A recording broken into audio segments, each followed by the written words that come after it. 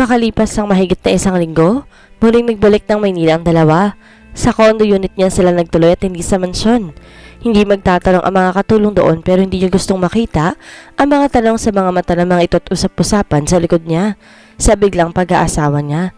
At mientras kaunti o wala nakakalam sa kasal nila Daniel ay mas mabuti. Walang marami at mahalagang eksplanasyon ang nag-file siya ng divorce sa Hong Kong. Siguro ang ngayon at bukas ay sapat na panahon na para makapag-usap ka sa mga abogado mo, Katerina. Sa ikatlong araw uuwi na tayo ng farm. Why so soon? Baling nga rito. Marami pa akong aasikasuhin dito.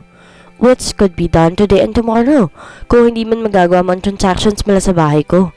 Anong ginagawa ng cellphone? Maraming araw na na-access sa atin, Katerina. Maraming trabaho kong iniwan doon. Habang nagsasalita ito, unti-unting nagtatanggal ng kasuotan. Pwede naman akong maiwan dito pansamantala. Idinugtong lang niya ang huling sinabi ni Lord. Wala siyang balak na sumama talaga dito sa farm nito. Anong gagawin niya ron? Tumalim ang mga mata ni Daniel. Don't pull your tricks on me. My dear wife, keep your side of the bargain. Sasama ka sa akin sa farm bilang Mrs. Caterina Cordova Montenegro.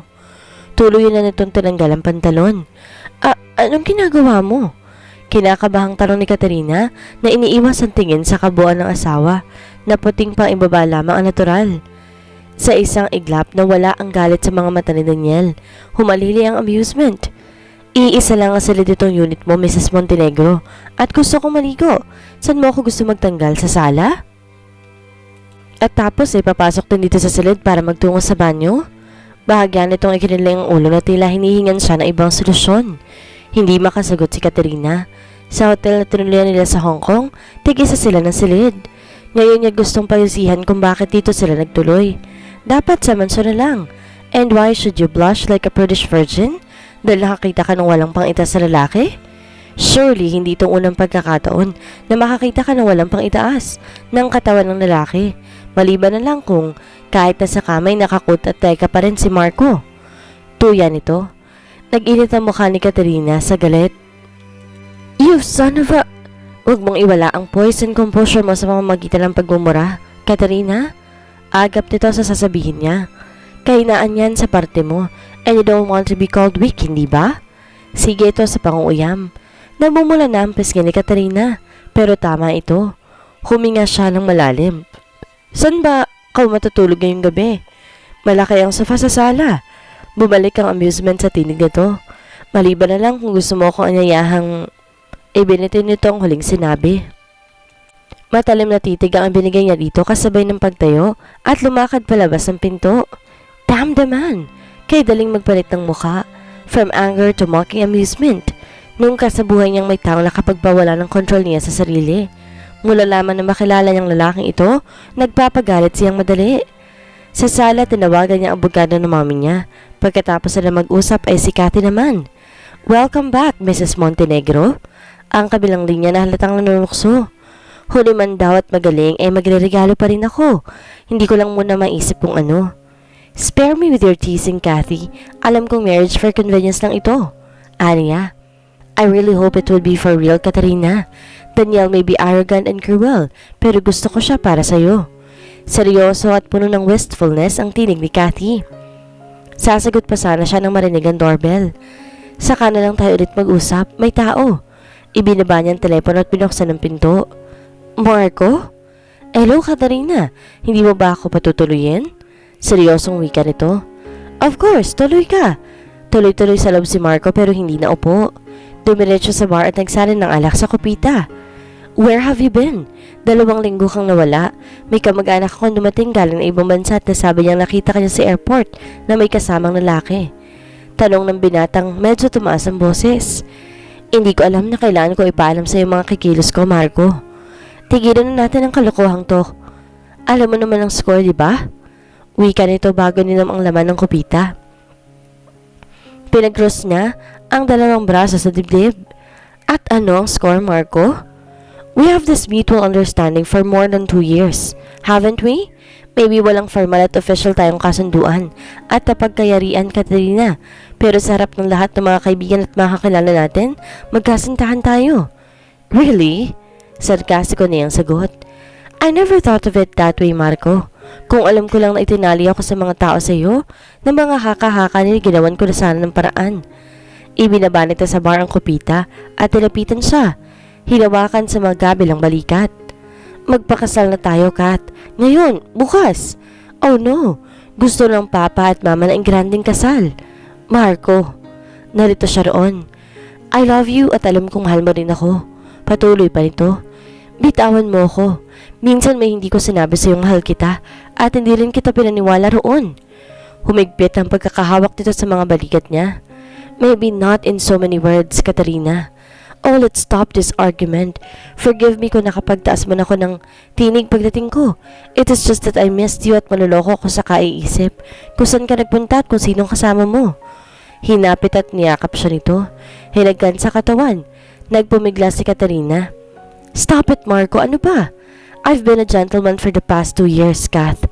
Pinagbihin ko mga kalokohan mong hanggang hawak mo ng kamay at brotherly kiss ang bigay ko sa'yo. At ipagpatawad mong hindi na ngayon. I will make love to you right here and now. Marahil papayag ka ng pagkasal sa akin pagkatapos. Seryosong wika nito habang pinaglakbay ang kamay sa katawan niya. Itinulak to ni Katarina pero mahigpit ang pagkakayakap nito sa kanya. Get your hands off my wife, Marco. Parehong lingon ng dalawa ang pinanggalingan ng matigas sa tinig. Kung nagulat si Marcong makita sa pinto na sikat si Daniel, ganoon din siya. Nalimutan niyang may asawa na siya at naroon lamang ito. Daniel, anong ginagawa mo rito? Hindi may kakaila sa mukha ng binata ang matinding pagkabigla. Sari-saring emosyon na naroon. Galit, pagkamangha at pagkalito. Pinaglipat-lipat ang tingin kay Katarina at Daniel ang mga mata. Anong ibig sabihin nito, Katarina? Pagalit itong baling sa kanya. Pumasok ka na ng silid, Kath. I will deal with this. May authority sa tinig ni Daniel. Gusto niyang tumanggi dahil karapatan ni Marco na marinig ang paliwanag mula sa kanya. Pero nakatitig sa kanyang asawa at bahagya siyang kinilabutan at ibinabad siya ng mga mata nito. Walang salitang humakpang siya papasok ng silid. Katarina, wait! Sigaw ni Marco. Nilingan lang niya ito sandali at gusto niyang maawa sa anyo nito. Pagkatapos ay pumasok rin siya ng silid at sinara ang pinto. Inusig siya ng konsensya nang makita ang anyo ng binata. Nagkamali ba siya sa mga pasya niya? Hindi ba mas komplikado ang mga pangyayari kung pinakasalan na nga lang niya si Marco? Bahagya siya nagulat nang bumukas ang pinto pero hindi siya lumingon. Nanatili siya nakatanaw sa labas ng disalaming bintana. In one way or another, may katwiran si Marco ang maubos ang pagpapigil sa sarili, Katarina. Hindi ka sana nakialam. I could have told him myself. Talaga? That you can handle him? Tulad ng sinabi mo sa akin noong gabi sa pasyo, 2 taon na nakakaraan? Kung wala ko nun sa palagay mo ba, kaya mong uri ni Marco? Hindi marahil si Marco katulad ni Andrew, pero napuno na yung tao at kung wala ako dito, ano sa palagay mo mangyayari? Well, thanks to you. Nandyan ka lagi sa tamang mga pagkakataon. Sarkastikong wika niya. Nanatili siya nakatanaw sa labas. Narinig niya ang buntong hininga ni Daniel. Sunod niyang naramdaman ay ang banayad na pagdantay ng mga palad nito sa balikat niya. Have you had an affair with Marco, Katarina? Or with any man for that matter? He asked softly and gently. Kumawala siya at hinarap ito. Wala kang pakialam sa akin, Daniel. Marriage did not give you any right. Biglang tumigas ang anyo nito. Sagutin mo lang tinatanong ko, Katarina, at huwag kang magsisinungaling. Marami akong alam na paraan para malaman ko. May banta sa tinig dito. Nagyuko siya ng ulo at tumalikod. Muling humarap sa bintana. No! Halos hindi lumabas sa bibig niya iyon. Muli, ang hindi makapaniwalang buntong hininga ni Daniel. Hindi mo malaman kung hahawakan siyang muli sa mga balikat o hindi. I couldn't believe it. Anas nito. With all those men swarming around you like this, at alam ko ring maliban kay Marco nagkaroon ng mga boyfriend. Lord, Katarina, wala nakakatipag sa pada na nalagay mo sa sarili mo. At malakas na tumawa ito. Alam ni Kat kung nanunuya ito, pero hindi sa pagkakataong to. Masigit na galak ang nahihimigan niya sa tao ni Daniel. Ganun pa man hindi niya maiwasang mainis. Pagalit niyang hinarap ito. Huwag mo akong pagtawanan, Daniel. Just because I didn't go to bed with... Inilagay ni Daniel ang daliri sa mga labi niya. Shh! Hindi kita pinagtatawanan dahil doon. I did not expect you to jump to bed with any man. But I also did not expect you to be a virgin still. Really, Katarina? Pinangangatawan mo ba ang bansag sa'yo? The Snow Queen. Kumislap ang mga mata nito. Someday tutunawin kung bloke ng yelong pilit mo ibinabalot sa sarili mo, Mrs. Montenegro. Hindi na darating yun, Daniel. Mariing wika niya na humakbang palayo dito. Not with you anyway. Isang nang-iinis sa tawang pinakawalan, Daniel. Huwag kang pupusta dyan sa sinabi mong yan at matatalo ka. I will make you eat your words, Mrs. Montenegro. Padabog na lumabas ang pinto si Katarina at pabagsak na sinara ang pinto. Pinakukulo na Daniel ang dugo niya parati. Paano niya pakikisama ng lalaking to kung ganito ng ganito? Kinabukasan, hindi maiwasang hindi sila panikati si Daniel habang tahimik na nagmamaneho. Sa English term, he has a hole-like profile. Matangos ang ilong na bahagyang natabingi sa gitna na tila bakas sa pakikipagsuntukan. Nakadagdag lamang ito sa karakter ng mukha nito. Maitim at prominente ang mga kilay at balikmata. Gusto niyang isiping lalo nag-itim ang mga ito kapag nagagalit. Ito ang asawa niya at mananatiling asawa sa loob ng 6 na buwan. Nakakainip ang biyahe at nakabibingi ang katahimikan. Siya ang una nagsalita. Saan ka tumutuloy sa Maynila kapag lumuluwas ka? May bahay ka ba doon? Matagal bago sinagot ni Daniel iyon. Nakita niya ang pag-iigting ng mga bagang nito. Dati meron pero kasama sa na-foreclose. I'm sorry to say. Siguro hindi nalingid sa iyo mga nangyari sa papa? Nalingon sa nito at bahagyang tumango siya. May inuupahan akong apartment. Doon ako tumutuloy kapag nasa Maynila ako. Doon sana kita dadalhin pagkagaling natin ng Hong Kong pero walang gaanong gamit doon dahil bihira naman kasi kaming lumuwas ito nakaraang mga buwan. Hindi ako doon kumakain at nagluluto. Why can't I stay in my place, Daniel? Malimit ka namang lumuwas, hindi ba? At saka anong gagawin ko doon? Dahil asawa kita at kung saan ako naroon, dapat naroon ka rin. At kung tungkol sa gagawin ay marami kang gugustuhin mo. 2 ang branch ng bangko mo sa Lokban. You can do a random check. Anong sasabihin mo sa mga kakilala at mga kaibigan mo pagkatapos sa 6 na buwan at nagkahiwalay na tayo? As the saying goes, I'll cross the bridge when I come to it. Pansamantala, gampanan mong tungkulin mo bilang asawa ko sa harap ng mga kakilala at kaibigan ko. Nilingon siya nito at muli, ngumiti ng tila nakakaloko. Anong malay mo? Baka bago dumating ang 6 na buwan, magawa akong palambutin ng puso mo and you might fall in love with me. Sinabi ni Daniel yon ng may himig biro pero nag-init ang mukha ni Katarina. Malayong mangyari yon, Daniel. Wala akong intensyong madama iyon o kahit na kanino pa mang lalaki. Angil niya. What have you got against love, Katarina? Oh, nothing. Sarkastiko niyang sagot. Maliban sa ginagamit na ibang mga taong salitang yan para dominahin ang kapwa-tao. Loving is giving, Katarina. Hindi pagdudumina yon. Oh, don't preach, Daniel. Hindi ako interesado sa subject na yan.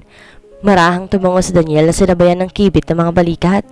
Siguro nga, and I could probably melt the whole Arctic region pero hindi ikaw. Sa araw-araw na nakakasama kita, binibigyan mo talaga ng justification ng tawag sa'yo ng iba. Wala akong pakialam sa sinasabi ng mga lalaking yun. Sinasabi lang niya yun because they can't lure me into their beds. Those men bore me to death. Well, I hope sa mga araw darating hindi ako mapapabilang sa mga inaakusahan mong bore, my dear wife. Sana nga, ang nasa isip niya, o ang susunod ng mga araw, would be like hell para sa kanya. Noong kasabuhay niyang natira siya sa countryside, para sa kanya bakasyonan lamang ito. Makalipas ang mahabang biyahe, natanawan na niya ang arkong kahoy na may nakalagay na Montenegro Farm. Sa buong buhay niya ngayon lang siya nakakita ng walang katapusang hilera na mga nagtatayugang niyog. Gaano kalawak ang niyugan mong ito? A few hectares pero sapat ng buhay ng asawa ko at ang magiging anak namin. Nakangiting sinabi nito. Pairap na iniwas niya ang mga mata niya dito. Hindi nagtagal na tanawan na niya ang bahay na yari sa adobe at kahoy. Napapaligiran to ng bakod na kahoy na may pinturang puti. Hindi naka-landscape ang halaman tulad ng mansyon pero magandang tingnan na garayarot sa sarili mga bulaklak at mga halaman. Ipinarada ni Daniel ang 4-wheel drive na sasakyan sa harap ng covered porch. Here we are! Wika nito na inabot ang lock ng pinto niya at binuksan iyon. Magkapanabay silang bumaba. Anong bundok yung natatanaw na yan? Aniya. Banahaw. Sagot ni Daniel na binuksan ng turtle top at kinuha mula raw ng maleta niya. Sa paligid ng farm makakakita ka ng ilang bukal ng tubig. Malamig ito na tila galing sa ref. Fascinating. Marahang lumabas sa bibig niya habang iniikot ang mga mata sa paligid. Hindi ganito ang bahay bakasyonan ni Nakati sa Batangas. I'm glad you like it here. Ani Daniel na lumambot ang ekspresyon ng mukha sa kanya. Nang mula sa bahay, isang babae at lalaking lumabas na, marahil ay narinig ang sasakyan ni Daniel. Daniel! Sigaw ng babae na patakbong lumapit kay Daniel at yumakap dito. Napatitig sa babae si Katarina. Ito yung babaeng kasama ni Daniel sa disco noon. At sa tansya niya sa liwanag ng araw, nasa late 20s na ito at marahil ay bata pa lamang ng 1 taon kay Daniel. Bakit ang tagal mong umuwi? Saan ka ba galing at walang sumasagot sa apartment mo? Ilang beses na kaming tumatawag dun. Wika nito na nakahawak pa rin sa leeg ng lalaki. Nang biglang mapunan nito ang nakatayong si Katarina. May kasama ka? Nawala ang ngiti nito sa labi. Unti-unting humulagpos sa mga kamay sa leeg ni Daniel. Hinagod ng tingin si Katarina. Grace, gusto ko makilala mo si Katarina. She is my wife. We were married more than 2 weeks ago. Katarina si Grace, kababata at kaibigan ng pamilya. Bahagya lang tinanguan ni Katarina ang babaeng nanlaki ang mga mata. Nawalan ito ng kulay sa mukha. Pinaglipat-lipat ang tingin sa kanila ni Daniel at nahinuhan niyang hindi lamang ordinaryong kaibigan ng babaeng ito. Nag-asawa ka, Daniel? May akusasyon sa tinig nito na tumingala dito. Kalmanteng tumango si Daniel. Bakit di mo man lang sinabi sa amin? This is a replace sa external ni Marco sa condo unit niya at gusto niyang mabagot. Huminga siya ng malalim. Nagsalubong ang mga kilay ni Daniel sa boredom na nakikita sa mukha niya. Noon lumapit ang lalaking kasamang lumabas sa babae. Kasang taes din lang halos si Daniel. Matipuno rin ang katawan at tulad ni Daniel ay sunog rin ang araw ng balat. Ngumiti ito sa kanya, a warm smile. Tama bang narinig ko, Daniel? Nag-asawa ka na and this beautiful lady over here is your wife? Katarina, ang pinsan ko si Nico. Nico, my wife. Muling pakilala ni Daniel. Inabot ni Nico ang kamay niya. This is really a big surprise, Daniel. Nevertheless, welcome to the family Montenegro. Mrs. Montenegro? Bati ni Nico lumitaw ang isang dimple sa kabilang pisngi ng ngumiti ito. Ngumiti rin si Katarina. May palagay siyang gusto siya ni Nico. Congratulations and best wishes sa inyong dalawa. Thank you, Nico. Aniya, samahan mo ako papasok sa loob ng bahay. Yakag niya dito na nagpatiun ng lumakad. Hindi niya gustong makita ang anyo ni Grace. Hindi niya maintindihan kung maaawa siya o maiinis dito, tulad ng nadama niya para kay Marco. Besides, gusto niyang bigsan na magkakataong makapagpaliwanag si Daniel dito. Kung lumingon siya ay nakita niya ang biglang pagdilim ng mukha ni Daniel. Sa bahay, nagulat din ang katiwala ni Daniel ay pakilala siya ni Nico dito. Asawa ka ni Daniel? Bahagya lang siyang tumango. Mukhang sa tatlong narito ay si Nico lang ang mainit ang pagtanggap sa akin.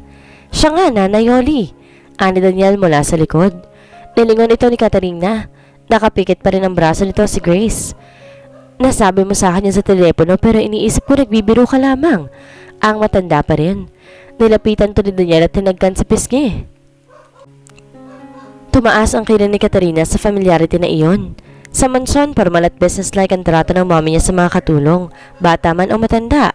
O di ngayon ay alam yun ang hindi ako nagbibiro. Natatawang wika nito na inakbayan si Nanay Yoli. Wala nag-aasawa ng ganun kadali, anak. Ang matanda pa rin, na sinuyod ang tingin si Katarina. Si Daniel yun, Nanay Yoli. Natatawang sabi ni Nico. Iniwan ni Daniel ang balikat ni Nanay Yoli at inakbayan si Kat. Come darling, ipapakita ko sa iyong master's bedroom. Gustong kumislot ni Kat sa pagbibigkas ni Daniel ng bedroom at pagtitig nito sa kanya. Sa halip nilingon niya ang tatlo. Si Nanay Yoli nagsasalubong pa rin ng mga kilay na nakasunod ang tingin sa kanila na pumapanik sa hagdan. Si Grace dinanalim ang mga mata sa pagkakatingin sa kanya. Sa itaas ay agad niyang inalis ang braso ni Daniel sa balikat niya. Hindi pinansin ng lalaki yun at binuksan ang silid. Ito ang master's bedroom. Isang malaking 4-poster bed ang tumambad sa kanya. This is an old house, Kat. Minana ko mula sa mga magulang ko. I added modern amenities kaya may sarili itong toilet and bath. Maganda ang bahay mo, Daniel. Neoclassic. Wala akong masabi. Simple lang ang mga gamit pero mahusay ang pagkakapili. Formal ang tono niya na tila nagkukomento sa isang townhouse na binibili. Saan kailangan na Daniel ang perang inuutang nito sa bangko? Gayong kung suriin ng kabayan ay hindi ang klase nito naghihirap. Kahit ang 4-wheel drive nitong pick-up ay ang mahalaga. Bakit malamig ang pagtanggap mo kay Grace at Nanay Yoli, Katarina? Ani Daniel makalipas ng ilang segundo. They were not warm either. At natitiyak ko nakikita mo yun lalo na sa mukha ni Grace. She's the daughter of my parents' friend. Magkababata pa kami at nasaktan siyang hindi man lang naipaalam sa kanyang mag-aasawa ko. She used to rely on me sa maraming mga bagay at tagalan siyang baka mabagong pagtingin ko sa kanya kaya nandito ka na. Sinabi ko sa kanyang maintindihan man at walang magbabago. Tumaas ang kilay niya. Gusto niyang sabihin dito ang maliwanag na nagsiselos ang babae sa kanya pero hindi na lamang siya kumibo. Ano bang pakialam niya? Si Nanay Yoli naman ang nag-alaga sa akin mula pa nung maliit pa ako. Patuloy ni Daniel. Siguro pero katulong pa rin siya. Bale wala niyang sagot. Hinawakan siya ni Daniel sa balikat at iniharap. Alam kong maraming mata pobre sa mga mayayamang katulad mo. Pero hindi ko akalaing makakatagpo ako ng isa at asawa ko pa. Pagalit nitong sabi. Iniikot ni Katarina ang mga mata at tumingin sa itaas. Ikinalulungkot ko kung hindi mo nagustuhan ang sinabi ko, Daniel. Hindi ko kailanman naranasan ng ganong pamilyaridad sa mga hired help. Walang emosyong wika niya. At anong gusto mong gawin ko? Baguhin na pakikitungo sa babaeng halos ina ang turing ko ng dahil lang sa'yo? Pakiramdam niya ay napakalit niya sa paraan ng pagtingin ni Daniel sa kanya. Oh no, hindi kailangan. Hindi naman ako magtatagal, hindi ba? Pero huwag mong asahang gagayahin ko rin ang pakikitungo mo sa mga katulong mo. Lalo nang ningkit ang mga mata ni Daniel. At anong pakikitungo ang gagawin mo, Katarina? Sisigawan mo sa munting pagkakamali at tila sila mga timawa? Ganun ba? I'm warning you, Katarina. Huwag mong gagawin dito ang paraan ng pakikitungo mo sa mga katulong mo sa mansyon. They may be a hired help but they are also human. Nakadama ng galit si Katarina. Katulong lang ang pinag-uusapan nila pero siya pang binigyan ng warning. Hindi siya makapaniwala dun. Your Nana Yoli did not seem to like me, Daniel. Kalmante pa rin sagot niya. Ngayon, kung sa kanya magsisimula ang mga bagay na kakainit ang ulo ko, well, damn!